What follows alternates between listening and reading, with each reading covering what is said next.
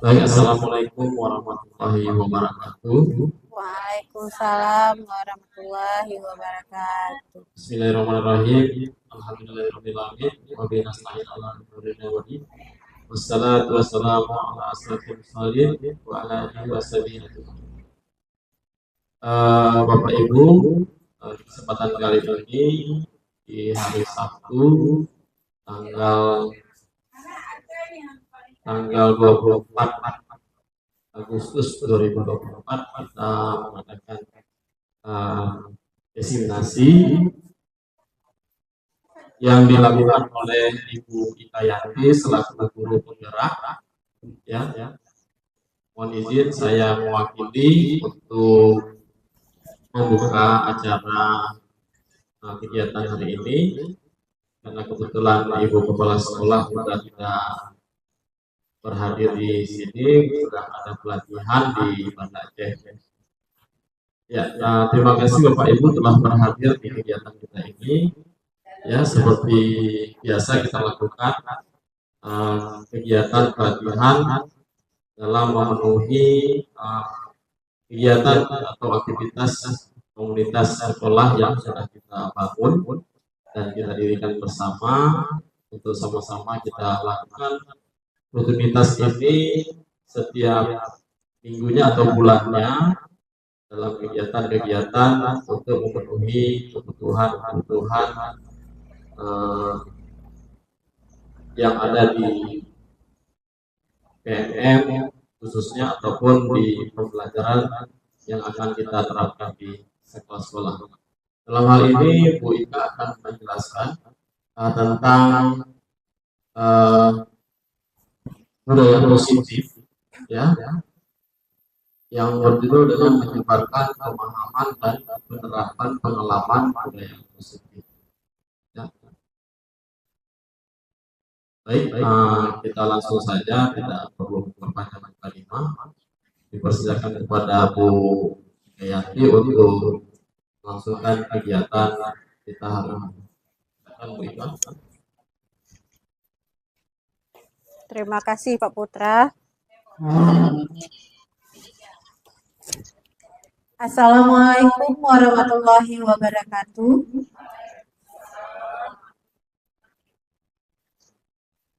Ya, puji syukur sama-sama kita panjatkan kehadiran Allah Subhanahu wa taala yang mana telah memberikan kita kesehatan sehingga kita dapat berkumpul di ruang guru yang tercinta ini.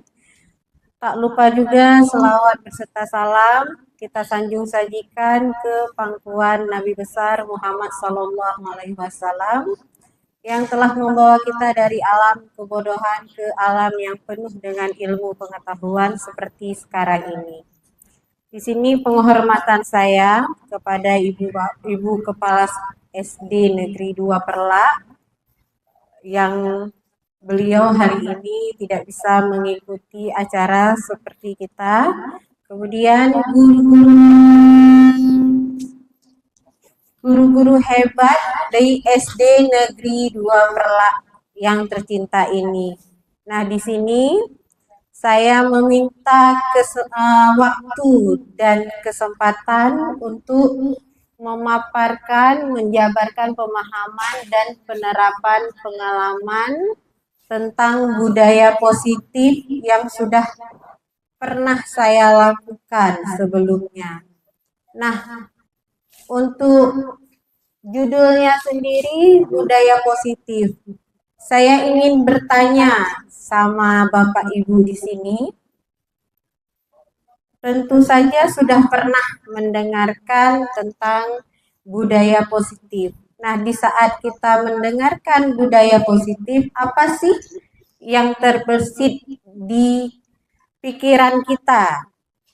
Seperti apa sih itu budaya positif? Ya, gimana Ibu? Melakukan yang baik-baik. Iya, melakukan yang baik-baik. Ada lagi Ibu? Menghormati. Kemudian, Bu Nana ada lagi?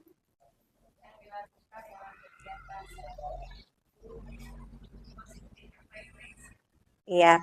Apa yang dilakukan sehari-hari dengan kegiatan yang baik-baik semua. Nah, di sini adapun konsep inti dari budaya positif, yaitu perubahan paradigma belajar, kemudian disiplin positif, nilai-nilai kebajikan, kebutuhan dasar manusia, motivasi perilaku manusia, posisi kontrol guru, keyakinan kelas, dan segitiga restitusi.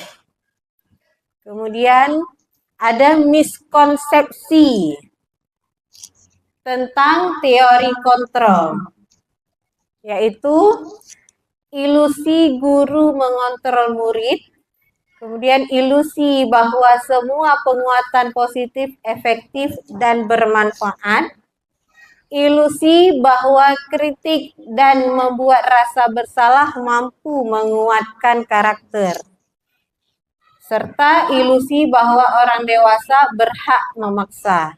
Nah, di sini maksudnya dari ilusi guru mengontrol murid itu kita sering sekali terjadi miskonsepsi, di mana kita merasa bahwa kita ini seorang guru, kita harus mengontrol murid. Nah, sedangkan mengontrol murid itu tidak termasuk ke dalam budaya yang positif. Kemudian, ilusi bahwa kritik dan saran dan membuat rasa bersalah mampu menguatkan karakter. Nah, selama ini kita menjadi guru, kita merasa bahwa mengkritik anak atau mengkritik seseorang, kemudian membuat seseorang itu merasa bersalah, kita merasa bahwa itu sudah tindakan yang benar. Padahal kenyataannya itu adalah kesalahan, tidak termasuk dalam budaya yang positif. Ya, kemudian kita seringkali merasa bahwa kita ini guru, orang dewasa, memaksa anak untuk melakukan keinginan kita. Nah, itu juga bukan merupakan budaya positif ya. Kemudian, nah di sini ada mengubah paradigma stimulus respon ke pendekatan teori kontrol. Nah, kalau di stimulus respon, realitas kebutuhan kita itu sama. Tapi di teori kontrol, realitas kebutuhan kita berbeda. Nah, seperti kehidupan kita merasa bahwa kebutuhan anak-anak itu semuanya sama. Di dalam kelas, kebutuhannya itu sama. Ternyata, setelah kita selidiki, kita observasi bahwa kebutuhan anak itu berbeda, tidak sama ya. Kemudian semua orang melihat hal yang sama. Kalau di teori kontrol, setiap orang memiliki gambaran yang berbeda. Stimulus respon, kita mencoba mengubah orang agar berpandangan sama dengan kita. Kalau di teori kontrol, kita berusaha memahami pandangan orang lain tentang dunia. Stimulus respon perilaku buruk dilihat sebagai suatu kesalahan. Tapi kalau di teori kontrol, semua perilaku memiliki tujuan. Ya, semua perilaku itu memiliki tujuan yang berbeda-beda. Kemudian stimulus respon, orang lain bisa mengontrol saya, tapi di teori kontrol hanya Anda yang bisa mengontrol diri Anda sendiri. Kemudian saya bisa mengontrol orang lain. Teori kontrolnya Anda tidak bisa mengontrol orang lain. Apalagi kenyataannya kan seperti itu kan? Kita merasa kita ini bisa mengontrol orang lain. tapi pada kenyataannya orang lain tidak bisa dikontrol, atau kita sendiri tidak bisa mengontrol orang lain. Kemudian pemaksaan ada pada saat bujukan gagal. Teori kontrolnya kolaborasi dan konsensus menciptakan pilihan-pilihan baru. Stimulus respon, model berpikir menang kalah. Tapi di teori kontrol hanya model berpikir menang dan menang. Selanjutnya, disiplin positif itu berasal dari kata disiplina yang artinya belajar. Disiplin mengacu pada disiplin diri yang memiliki tanggung jawab terhadap apa yang dilakukannya berdasarkan nilai-nilai yang diyakini. Kemudian disiplin positif juga merupakan salah satu cara penerapan disiplin yang bertujuan untuk menumbuhkan kesadaran serta memberdayakan peserta didik tanpa imbalan penghargaan, reward, ancaman, atau hukuman. Nah, jadi kita sebagai pendidik, tujuan kita adalah menciptakan peserta didik yang memiliki disiplin diri sehingga mereka berperilaku mengacu kepada nilai-nilai kebajikan universal dan memiliki motivasi intrinsik dalam perubahan perilaku ke arah yang lebih baik. Di sini ada nilai-nilai kebajikan. Nilai-nilai kebajikan yang disepakati bersama lepas dari suku bangsa, agama, bahasa, maupun latar belakangnya. Ada contohnya dari profil pelajar Pancasila, yaitu beriman dan bertakwa kepada Tuhan Yang Maha Esa, dan berakhlak mulia, berkebinekaan global, gotong royong, mandiri, kreatif, dan bernalar kritis. Kemudian ada dari Ibo Pimariers program atau PAP, toleransi, rasa hormat, integritas, mandiri, menghargai, antusias, empati, keingintahuan, kreativitas, kerjasama, percaya diri, dan komitmen. Dan yang terakhir, keterampilan hidup, life skill, dapat dipercaya, lurus hati, pendengar yang aktif, tidak merendah orang lain, dan memberikan yang terbaik dari diri. Selanjutnya, nah ada kebutuhan dasar dari manusia. Apa sih itu kebutuhan dasar dari manusia?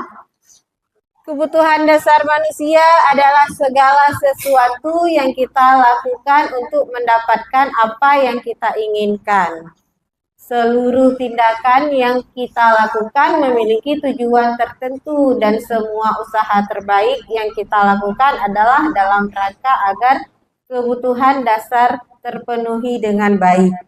Nah, berbicara kebutuhan manusia, kita selaku manusia pasti mempunyai kebutuhan. Nah, dari Bapak Ibu nih, ada yang tahu nggak apa-apa aja sih? Atau bukan ada yang tahu, bisa nggak menyebutkan apa-apa aja sih kebutuhan kita sebagai manusia? Ya, benar sekali Ibu Nana, kasih sayang. Ada lagi? Dari Bapaknya? Penguasaan. Selanjutnya,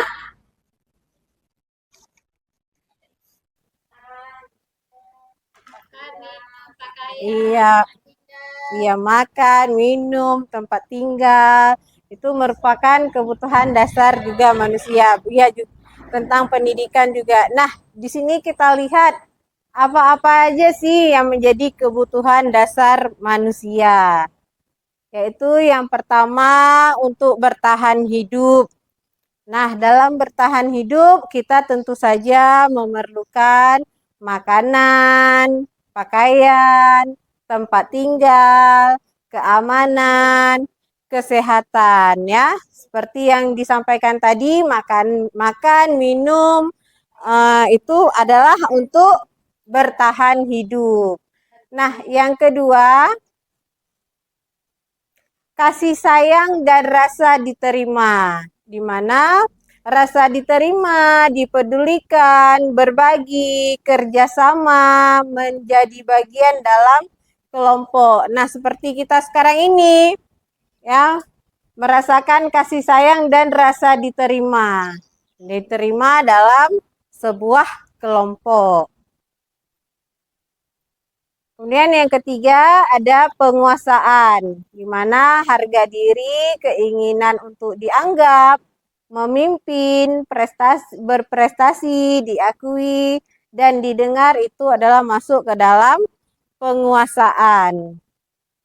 Selanjutnya kebebasan, mandiri, memiliki pilihan, mencoba hal baru, mampu mengendalikan arah dirinya. Di sini kebebasan bukan berarti kita bebas sesuka hati kita, melainkan bebas untuk mencoba hal baru yang positif, yang kita anggap positif, yang mampu kita kendalikan oleh kita. Ya. Kemudian yang terakhir itu adalah kesenangan, yaitu bermain, humor, antusiasme, tertawa. Nah, di sini kesenangan itu sangat kita butuhkan, bahkan memang kesehariannya kita selalu mempunyai kesenangan masing-masing. Seperti contohnya tertawa. Ya, kita selalu dalam keseharian tidak ada yang tertawa, pasti sesekali tertawa. Coba dong Ibu dan Bapak, saya mau lihat tertawanya. Saya mendengar. Iya, pasti ada tertawa ya. Iya. Kemudian ada motivasi perilaku manusia. Yang pertama itu untuk menghindari ketidaknyamanan atau hukuman. Yang kedua, untuk mendapatkan imbalan atau penghargaan dari orang lain. Nah, ini kedua motivasi ini merupakan motivasi yang berasal dari luar, yaitu motivasi ekstrinsik. Kemudian ada motivasi intrinsik, yaitu motivasi dari dalam. Apa bentuknya?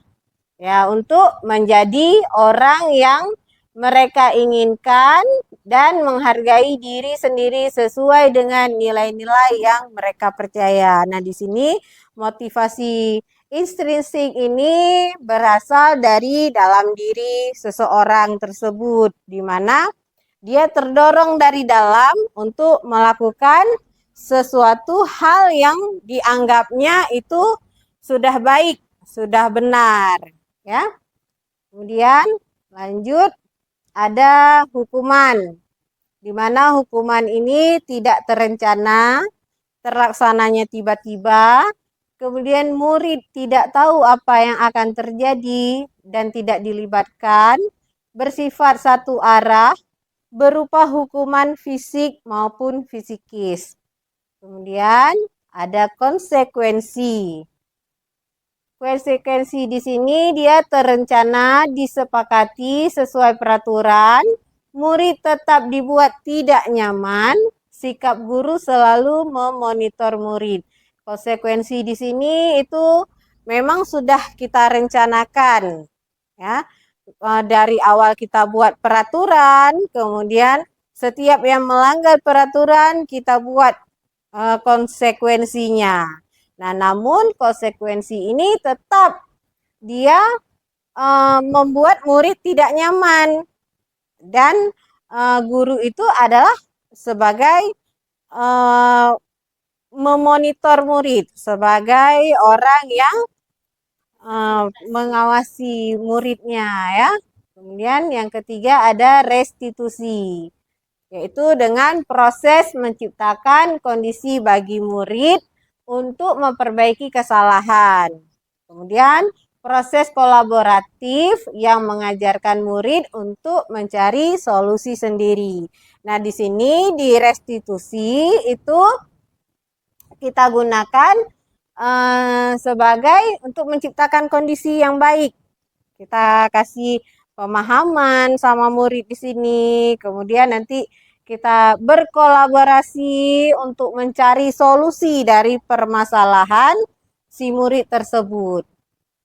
Selanjutnya ada 5 posisi kontrol untuk guru. Yang pertama ada penghukum, yang kedua pembuat merasa bersalah, yang ketiga teman, keempat pemantau, dan yang kelima manajer. Nah, dari kelima posisi kontrol guru tersebut, sekarang kita berada di mana? Nah, itu kita jawab dalam hati kita masing-masing. Kita sekarang berada di mana? Apakah kita sebagai penghukum? Apakah kita sebagai pembuat merasa bersalah? Apakah kita sudah menjadi teman untuk siswa kita? Apakah kita memantau siswa kita? Atau kita sudah menjadi manajer bagi siswa kita? Nah, kemudian contoh penerapan 5 posisi kontrol guru. Nah, di sini ada sebuah kasus siswa tidak memakai atribut lengkap saat upacara bendera. Ada kata-katanya hormat pada bendera selama 1 jam. Ini termasuk dalam posisi kontrol yang mana? Iya, benar sekali, sebagai penghukum. Nah, kemudian berapa kali Ibu Bapak harus memberitahu kamu? Kamu selalu saja mengecewakan Ibu Bapak. Ini masuk ke dalam posisi kontrol yang mana? Sebagai pembuat merasa bersalah. Ya, coba kita lihat. Iya, benar sekali ya. Kemudian contoh selanjutnya. Ayo dong ikuti aturan sekolah. Tolong bantu ibu bapak ya sekali ini. Ya sudah, tidak apa-apa. Lain kali jangan sampai berbuat seperti ini lagi ya. Ini masuk ke dalam. Iya, coba kita lihat. Ya, benar sekali, sebagai teman. Kemudian kamu sudah melanggar peraturan sekolah. Kamu tahu konsekuensinya. Setelah upacara, kamu beli atributnya ke koperasi dan jangan diulangi lagi. Ini masuk ke dalam posisi kontrol pemantau ya. Coba kita lihat. Ya, pemantau. Nah, selanjutnya, apakah kamu tahu kesalahanmu? Kira-kira bagaimana kamu memperbaiki kesalahanmu? Ini masuk ke dalam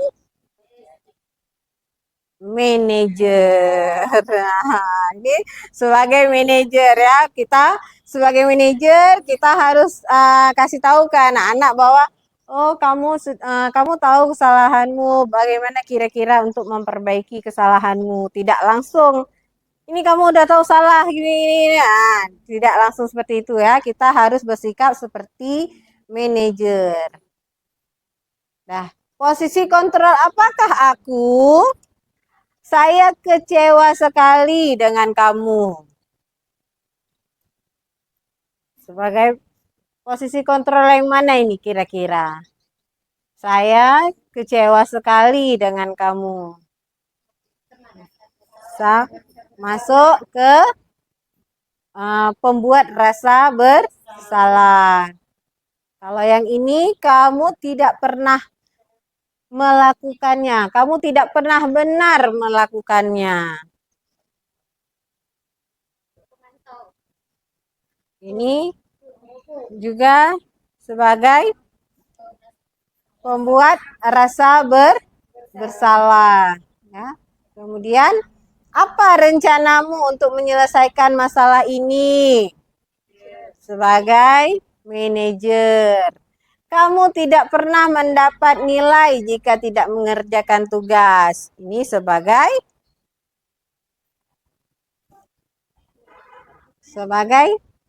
penghukum ya. Karena kalau dia nggak buat, berarti dia nggak ada nilai. Ya, berarti sebagai penghukum.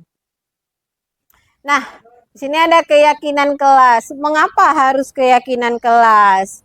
Mengapa bukan peraturan kelas? Peraturan kayaknya keras sekali lah itu istilahnya. Iya, benar.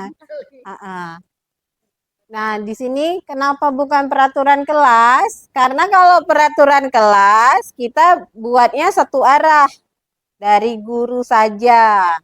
Ya, tidak melibatkan siswa.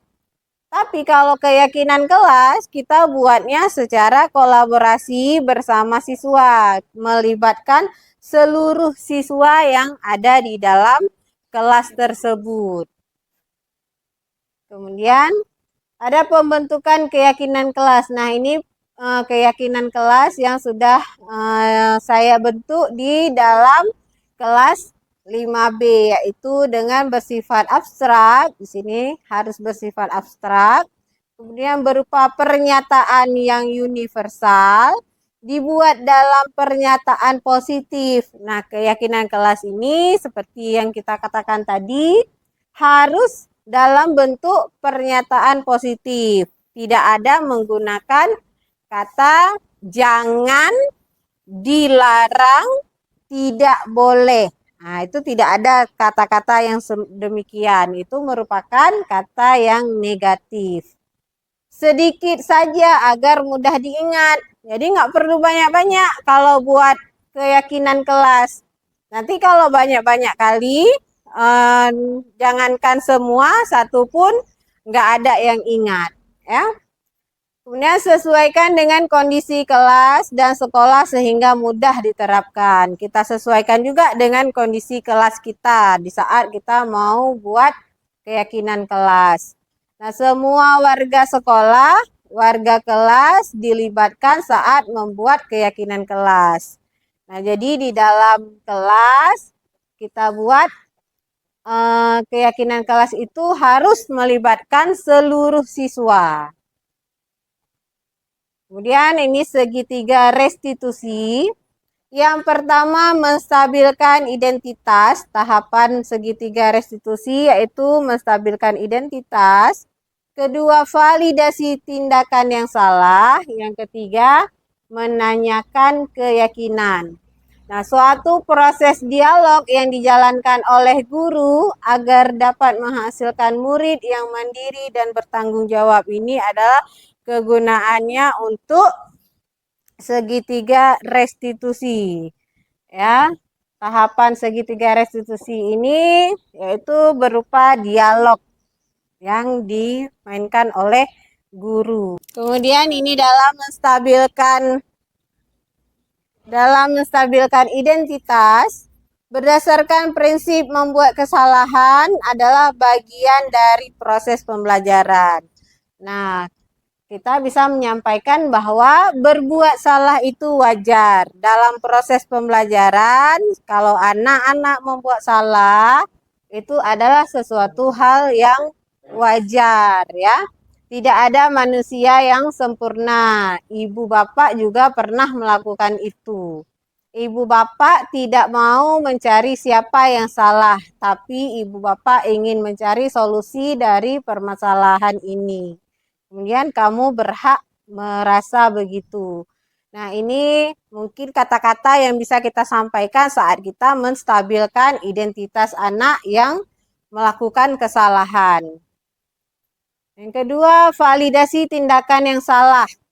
Berdasarkan prinsip setiap perilaku berupaya memenuhi suatu kebutuhan tertentu.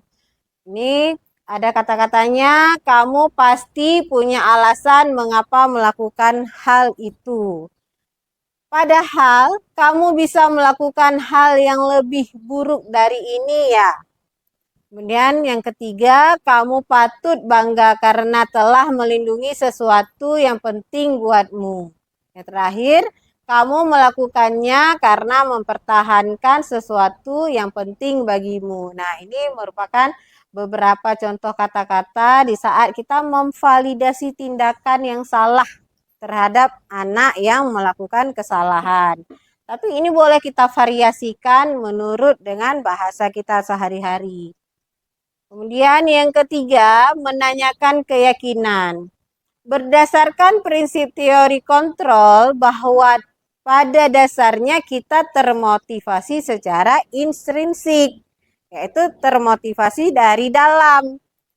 Nah, dengan kita menanyakan apa keyakinan kelas kita, kemudian nilai-nilai apa yang telah disepakati bersama, seperti apa gambaran sebuah kelas yang ideal menurut kamu, kamu ingin menjadi orang yang seperti apa. Nah, ini kita tanyakan saat kita menanyakan keyakinan. Selanjutnya, contoh penerapan segitiga restitusi. Di sini ada sebuah contoh penerapan segitiga restitusi yang telah saya lakukan sendiri di dalam kelas dengan kasus Amira yang mengganggu temannya saat sedang belajar. Nah, ini adalah proses saat sedang belajarnya.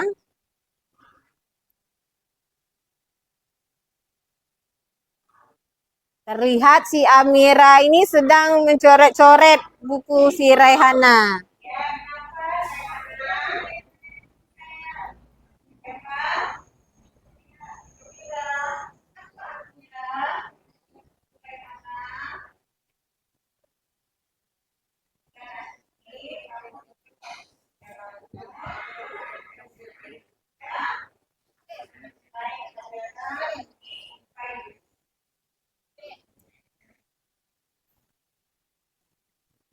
Nah, di sini saat itu saya dipanggil oleh si Raihana bahwa si Amira mencoret-coret bukunya. Kemudian saya menghampirinya dan saya memberitahu Amira bahwa Amira harus menjumpai saya di saat jam istirahat nanti. Selanjutnya, ini di saat Amira sudah menjumpai saya ya.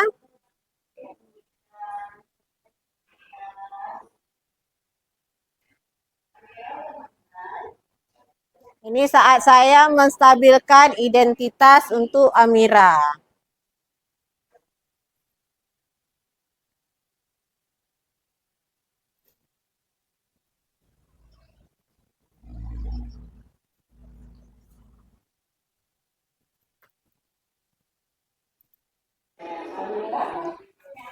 Yang ini validasi tindakan yang salahnya.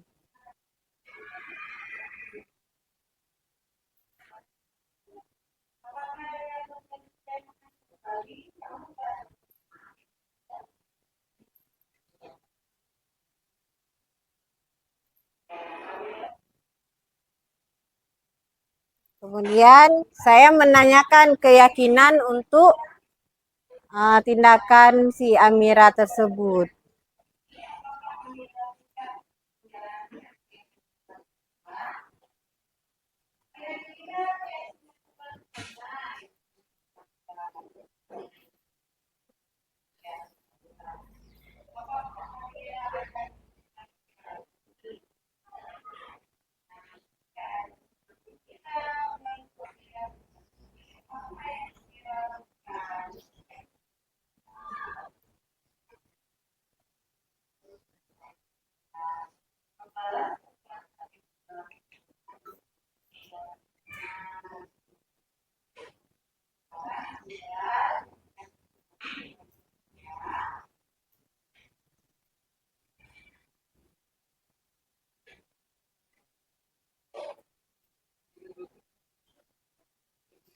Iya.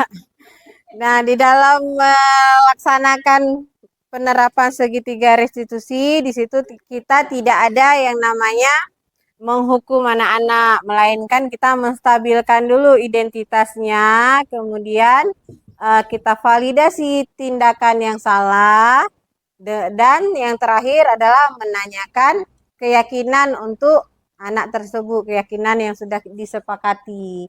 Nah, ini sudah sampai ke penutup. Jadi dalam penerapan program disiplin positif, hendaknya guru memiliki standar kepribadian profesional dan sosial yang baik, di mana guru mampu merefleksikan dirinya dalam posisi kontrol saat ini. Bagaimana perjalanan dirinya sebagai among atau manajer yang menuntut murid-muridnya menjadi insan yang mandiri, merdeka, dan bertanggung jawab. Ini merupakan standar nasional pendidikan. Nah, selanjutnya, terima kasih. Demikian, semoga paparan saya ini dapat menginspirasi Bapak Ibu semua. Akhir kata, semoga tergerak, lekas bergerak, dan mari menggerakkan bersama-sama untuk kemajuan sekolah kita SD Negeri 2 Perlak yang tercinta ini ya. Saya akhiri. Assalamualaikum warahmatullahi wabarakatuh.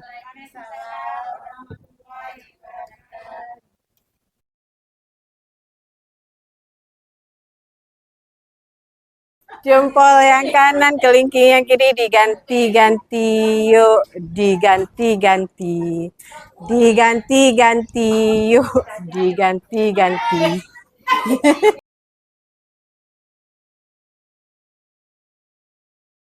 Assalamualaikum warahmatullahi wabarakatuh.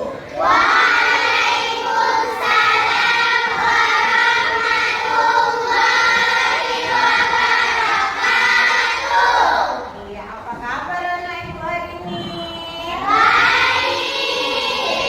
Alhamdulillah. Nah, anak-anak, hari ini sebelum kita mulai pelajaran kita akan membuat suatu keyakinan kelas, ya.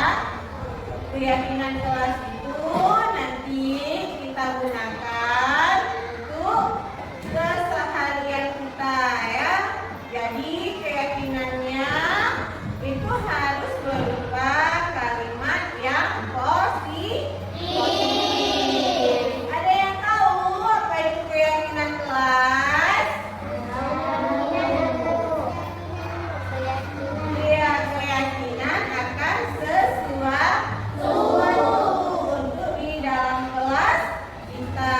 Nah, sebelum kita buat keyakinan kelas, kita harus tahu dulu tentang peraturan-peraturan yang ada di sekolah ataupun yang ada di dalam kelas. Nah, siapa nih yang mau kasih tahu ibu apa sih peraturan yang ada di sekolah? Iya, silahkan Mbak Ana.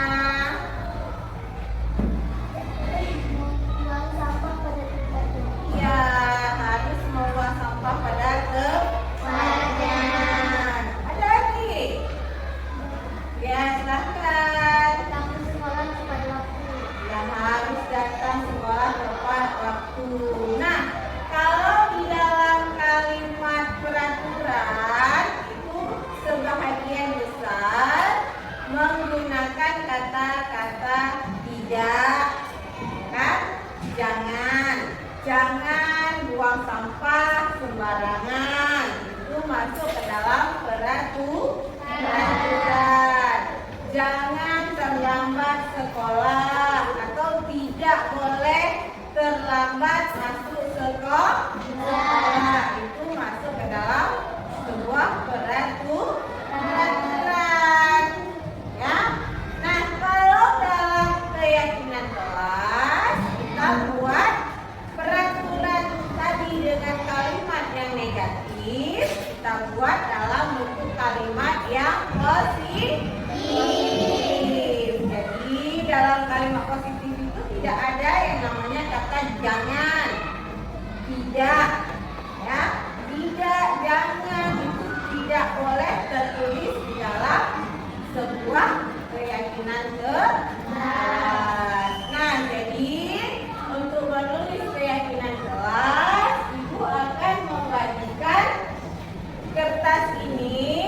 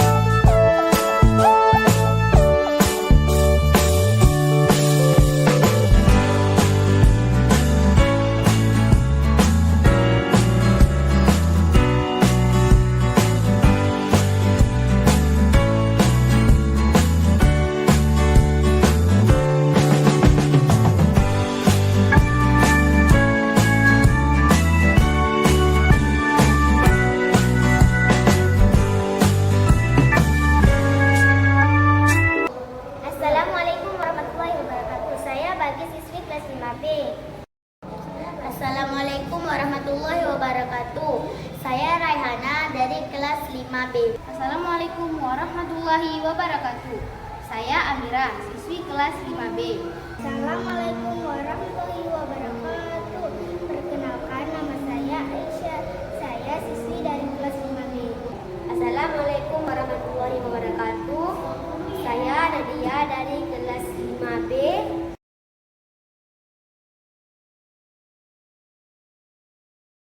Saya sangat senang sekali. Saya sangat senang. Saya sangat senang sekali. Saya sangat senang.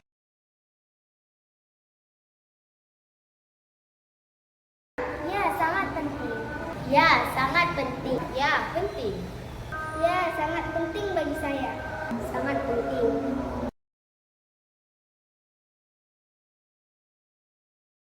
Membuat kita lebih bertanggung jawab.